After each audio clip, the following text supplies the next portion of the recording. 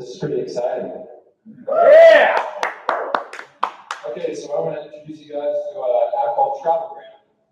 The engineer that, Austin Loveless. So before we talk about Travelgram, I want to talk about myself a little bit, a little backstory. So before I even knew anything about coding, HTML, CSS, anything, I was in the Navy and attended SEAL training for 9 months. 3 days after, 3 days after high school. So it's a big change, big move into a new life. I failed at SEAL training, got on discharge, didn't know what to do. So I went to school, took one coding class, loved it, dropped out, and came straight to Galvanize, pursuing a desire to travel, thinking that if I was a coder, I could be able to freelance and travel. So now I've done 6 paid courses, 3 at Galvanize, and 6 unique courses. I haven't went back.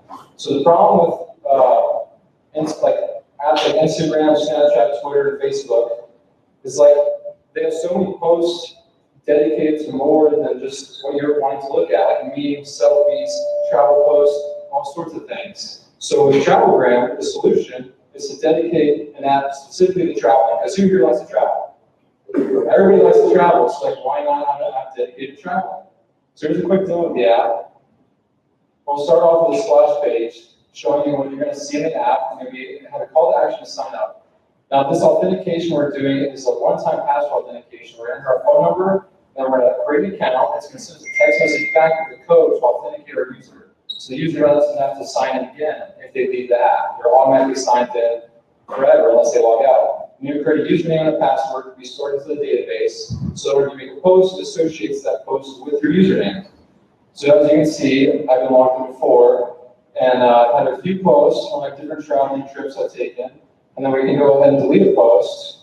Here in just a second, I'll delete this last post, you'll see it disappear. It's gone. So now we'll go back up, we're going to make a new post. So we've got 2 options. Either we can upload it with our camera, straight from the app, or with our camera roll. And how we do that is it sends the image URL back to Amazon and back down to us. Very difficult setup. Then it gives you an alert when you select your image, and it'll save it to your gallery. Then we'll go look at our camera roll, we'll select that image, we'll go ahead and describe our trip. I'm just going to stay in Denver. And we'll put our zip code to map our location so that whenever we want to, if another user wants to see where this was taken, they're able to see it on the map. So now we'll tap on our icon, we'll put our name and a picture, and I'll bring us to the map view of where this picture was taken in Denver. As you can see, it's responsive, and you can see where you're at.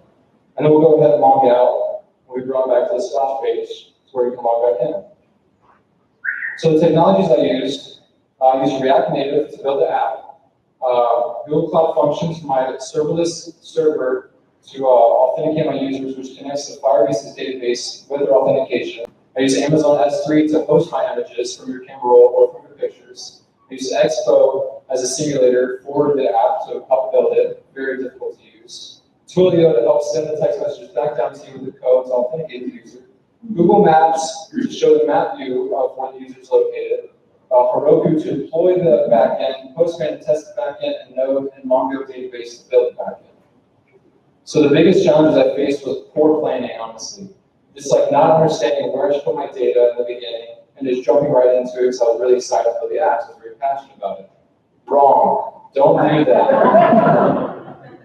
It like really affected the challenge of the app. It could have been much easier if I had taken the time to focus, gone back, and like really planned out how I wanted things to be laid out. So continuing on, future implementations will be Socket.io and more user functionality for the users. And maybe a desktop version of Travelgram if you won't have a mobile device, so maybe they're like away from their phone. But most importantly is refactoring Redux to maintain my state, to have it so my data is centrally located so that I can pass it around and have better planning or scalability easier. So that's Travelgram on 4 hire, and that's it.